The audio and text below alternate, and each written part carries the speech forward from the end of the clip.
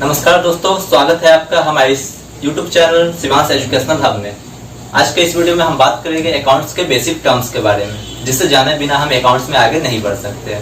तो चलिए शुरू करते हैं। शुरू करने से पहले अगर आप हमारे इस चैनल पर नए हैं तो हमारे इस चैनल को सब्सक्राइब करें, लाइक करें, ताकि इसी तरह के एजुकेशनल वीडियो आप तक सबसे पहले पहुंचते रहे।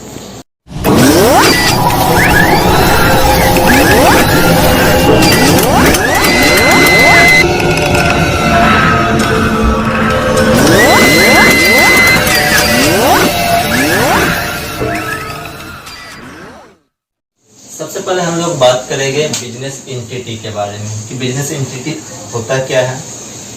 तो बिजनेस एंटिटी दो शब्दों की मिलकर बना है। पहला business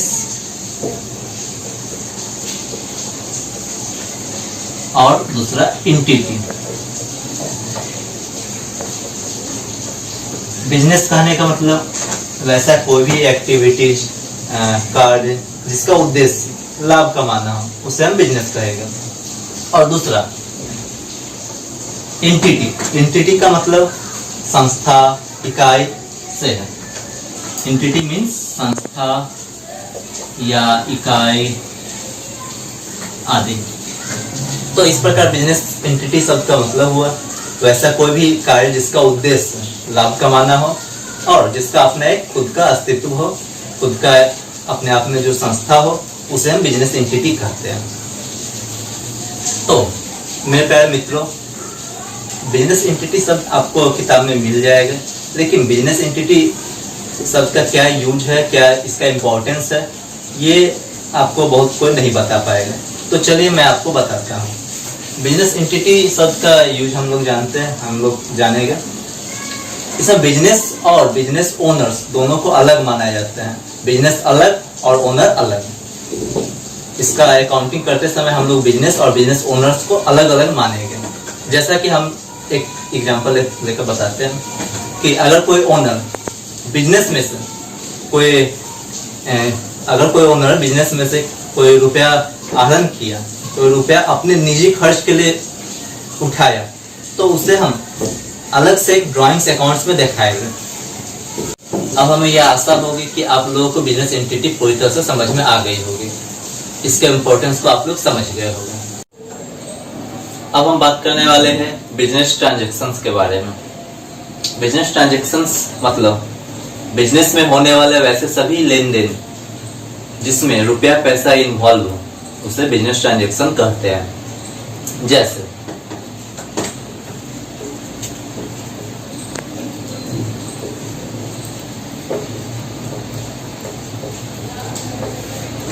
sold goods to Shyam, Ram Shyam को माल बेचा।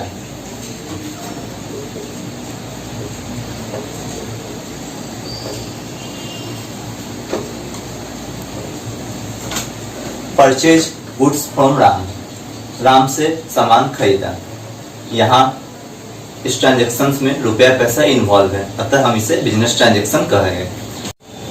लेकिन अब हम बात करने वाले हैं ऐसे ट्रांजैक्शन का जो कि बिजनेस ट्रांजैक्शन नहीं है। जैसे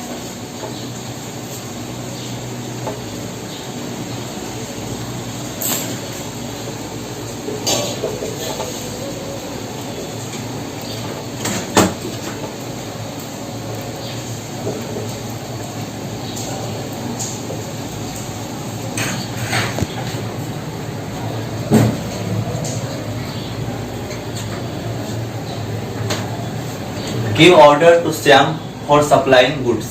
यहाँ मैंने श्याम को गुड्स सप्लाई करने के लिए ऑर्डर दिया। यहाँ केवल ऑर्डर दिया है, इसमें रुपया पैसा इन्वॉल्व नहीं है, अतः हम इसे बिजनेस ट्रांजैक्शन नहीं कहेंगे। अब हम बात करने वाले हैं अकाउंट्स के बारे में। अकाउंट्स का मतलब हुआ बिजनेस ट्रांजैक्शंस का हेड। बिजनेस ट्रांजैक्शंस के हेड को हम अकाउंट्स कहते हैं। जैसे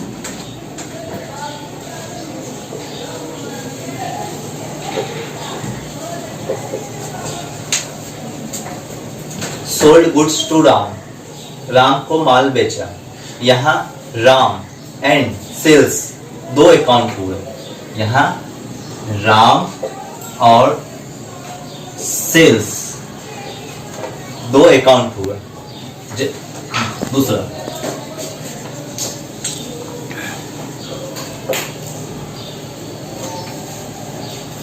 सैलरी पेड, यहां सैलरी और कैश दो अकाउंट्स हेड हुए।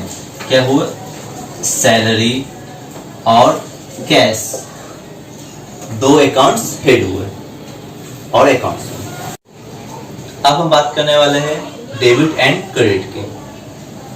डेबिट एंड क्रेडिट दो लैटिन वर्ड्स हैं। सबसे पहले हम देखते हैं डेबिट के बारे में। डेबिट एक लैटिन शब्द है जिसे लैटिन भाषा में डेबिटम कहा जाता है। इसका इंग्लिश मीन्स होता है ड्यू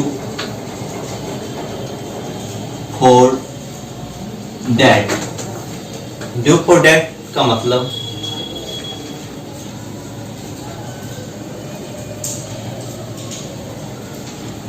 उनसे दे।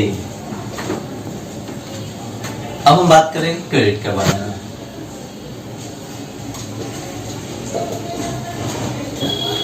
क्रेडिट एक लैटिन शब्द है जिसका लैटिन शब्द क्रेडिटर है, जिसका इंग्लिश में मतलब